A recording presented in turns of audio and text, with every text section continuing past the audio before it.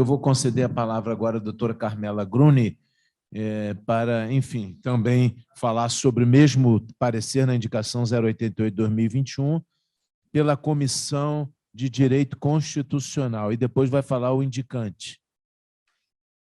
Doutora Carmela, tem a palavra.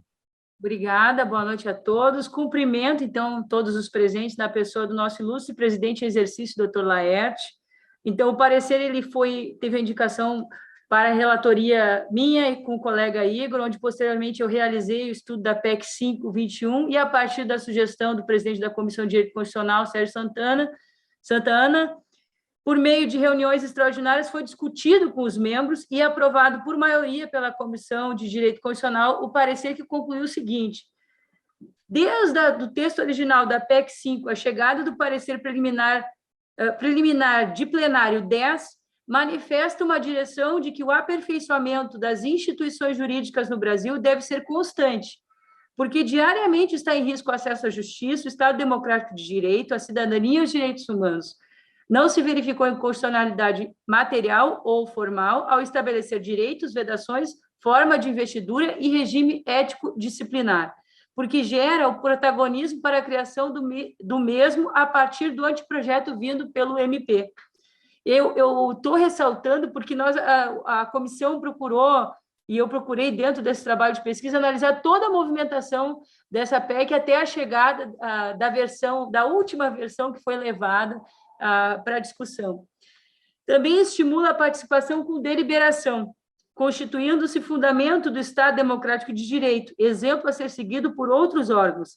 Sem dúvida, representa um anseio dos parlamentares com vistas à efetividade do CNMP, ao estabelecer mecanismos objetivos para enfrentar práticas de corporativismo e de impunidade em relação aos membros do MP que mereçam sofrer sanções administrativas por desvio de conduta, intencional ou não, com a devida apuração dos atos infracionais.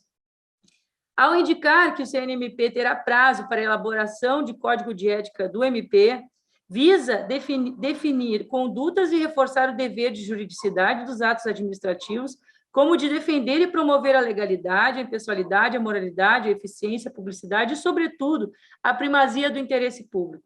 Ao propor que o CNMP elaborará anteprojeto de lei complementar de Estatuto Nacional para regular as sanções e o processo administrativo disciplinar, visa garantir o devido processo legal, a dialeticidade recursal para o contraditório substancial, a fim de intervir positivamente com ações necessárias de correção, modificação e aperfeiçoamento do processo administrativo, com delimitação de prazos, para que o tempo não seja um mecanismo de protelamento do processo, de modo a evitar a prescrição de sanções que se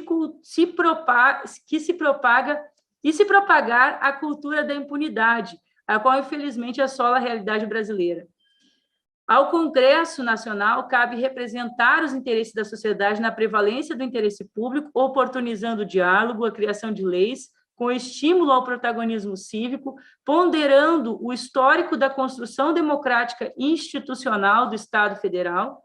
E, por último, se o projeto for se aprovado a PEC, nós temos recomendações a remeter para a Câmara dos Deputados, a presidência da Câmara dos Deputados, o Senado da República, do Conselho Federal da OAB, do Conselho Nacional do Ministério Público. E, explanando um pouco sobre os desdobramentos que tiveram do texto inicial, que era para aumentar um membro, e depois chegou a 17 na última versão do parecer, foi se debatendo justamente essa questão de buscar o aprimoramento da instituição, embora tenha sido encarada pelos membros do Ministério Público como uma iniciativa que tinha como objetivo, ou denominada por alguns procuradores como a morte do MP, né? Ou a PEC da vingança, como referiu anteriormente o colega. Então, eu acredito que a base e o que foi defendido pela Comissão de Direito Constitucional é que a base para que se tenha a prevalência... Peraí que eu estou dando atenção aqui para o meu filho. Para que a gente tenha prevalência e aprimoramento das instituições, deve haver a participação da sociedade, justamente porque ela está a serviço, a instituição está a serviço. Filhote, deixa eu me falar aqui, filho. Não dá agora, tá? Dá licença, filho. Tá?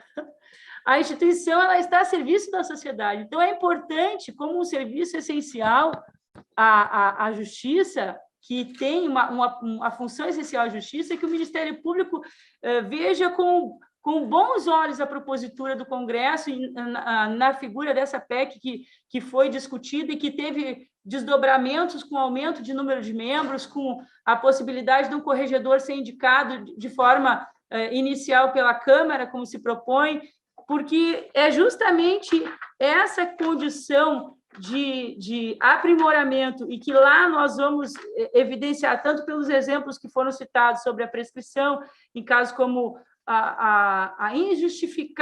o injustificável protelamento por 42 vezes do caso da Dallagnol, ou mesmo a questão de São Paulo e Rio de Janeiro serem os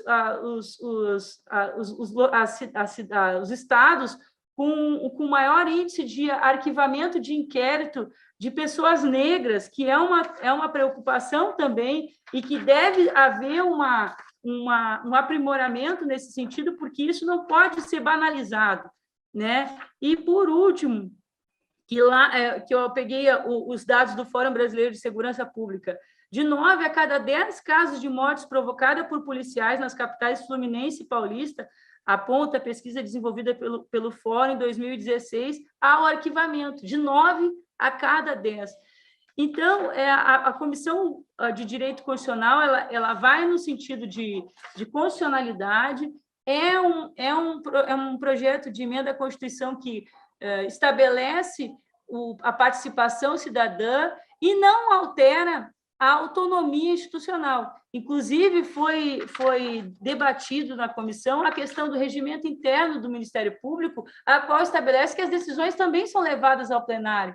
Então, não são decisões individuais. E, sobretudo, cabe a gente lembrar que os membros do CNMP, eles também são fiscalizados, né? Que o Senado ele tem essa competência, o STF também tem essa competência, e nós precisamos fazer com que haja uma oxigenação do espaço, na medida em que nós precisamos aprimorar não somente essa instituição. Se atualmente essa instituição que tem um papel tão importante no âmbito dos serviços essenciais que gera a sociedade, tem 11 homens, todos eles brancos, e não há uma mulher, por exemplo, compondo o CNMP, mostra uma característica que avilta a pluralidade que estabelece o regime democrático, né? de ter um protagonismo e uma diversidade para que se possa ter um olhar de afetação, né? Um olhar sensível às situações da sociedade. Então, nos aspectos técnicos, passou pelas comissões devidas, foram analisadas pelas comissões em que foi o relator, o deputado Silva Costa Filho, em abril de 2019. Então, aspectos formais em relação ao artigo 60, inciso 1º da Constituição, não houve nenhuma violação, nem mesmo a questão do parágrafo 4º, né, sobre a forma federativa, e não há também essa intervenção na autonomia do Ministério Público. Eu não vou me estender, porque o colega também já passou do tempo, né, que a gente sabe regimental, mas eu quero contribuir nesse sentido, trazendo esse aspecto da Comissão de Direito Constitucional, que é pela constitucionalidade e não encontrando nenhuma inconstitucionalidade formal ou material, e sendo uma iniciativa bastante valorosa para melhoria e pluralização da instituição mesmo, do CNMP. Muito obrigada. Eu só gostaria que depois fizessem uma correção, porque houve indicação para que eu e o Igor fizéssemos, mas, no entanto, fui eu que fiz o parecer, fiz sozinha. Então, essa assinatura do parecer é minha, sobre depois a avaliação da Comissão de Direito Constitucional. E uma outra correção é que o CNMP ele é fruto do poder constituinte derivado lá na Emenda Constitucional 45, para que se fique adequado, né, a origem do CNMP.